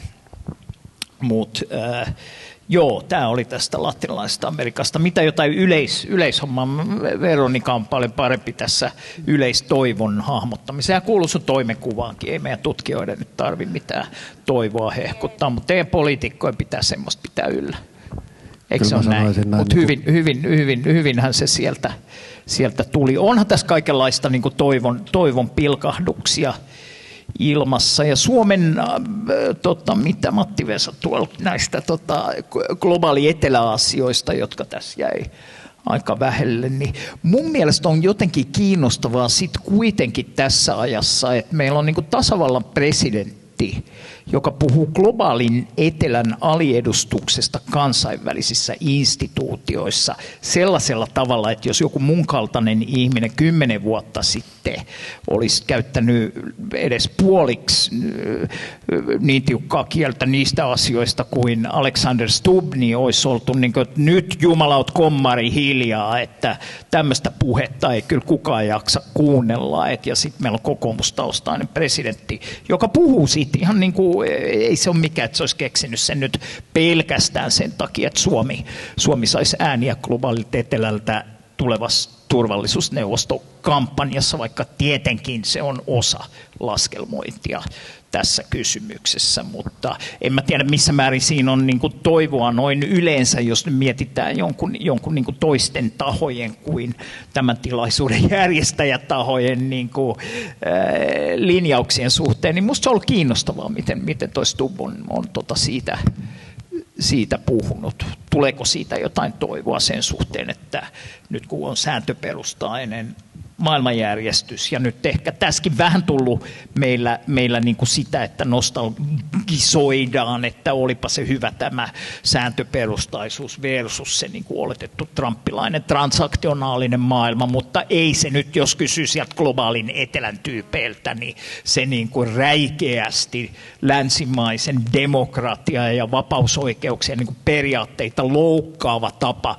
organisoida globaalia päätöksentekoa monissa instituutioissa, Maailmanpankki, kansainvälinen valuuttarahasto, sellaisia, joita mä oon itse tutkinut ehkä jonkin verran, niin kyllä siinä on niin kuin, sieltä vinkkelistä siinä meidän mukaliberaalissa maailmanjärjestyksessä paljonkin asioita, jotka ihan joutaakin romukoppaan, vaikka nyt on semmoinen asetelma, että täällä helposti halutaan puolustella sitä mennyttä kansainvälistä oletetusti liberaalia, oletetusti sääntöperustaista maailmanjärjestystä ja ehkä sitten unohtuu nämä, että siinä on niin kuin kahden tyyppisiä paineita tuolta Trumpien ja Putinien taholta, mutta sitten myös sen niin kuin globaalin etelän taholta. Ja kyllä siellä jotain toivoa on, että se niin kuin otettaisiin vähän aiempaa enemmän tosissaan. Mainitsin nyt tämän meidän pienen maamme yhden presidentin niin kuin tässä esimerkkinä, niin kuin, että ei pelkästään usual suspects niin kuin, ajaa sitä. Ja kyllä se sen toivon kannalta on se, että pitää saada myös niitä, jotka ei ole niitä usual suspects siihen, siihen mukaan. Että täällä vaan espoolaiset sinne vaan golfkenttien laidoille niin kuin puhumaan, että miten soisi, että lisätäänkö toivoa maailmaan. Hyvä, näin se on. Hyvä Alex. Sivistysporvareita on vielä. Hei, kiitos arvon vieraat Veronika Honkasalo ja Teivo Teivainen. Antakaa aplodit samalla, kun minä haen täältä meille vähän muistamisia. Mulle ei kyllä kädet riitä tähän, mä teen useamman keikan. Tästä tulee ensin Veronikalle, meidän puoluetoimiston askartelema kori. Ja sitten täältä tulee, sanopas toiminnanjohtaja Katainen, oliko nämä chilejä? Kyllä. Eli saatko niinku valita täältä jotain? Mitä tässä? Se on sun. Siis koko tää? Mitä? Silloin sulle chili ja silloin sulle chili.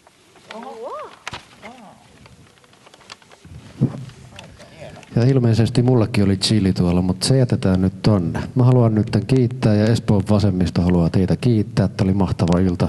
Tässä salissa tullaan vielä näkemään uudemmankin kerran, koska täällä on tosi kiva pitää tilaisuuksia. Otetaan seuraava kerran ainakin 2 tuntia. Kiitos kaikille.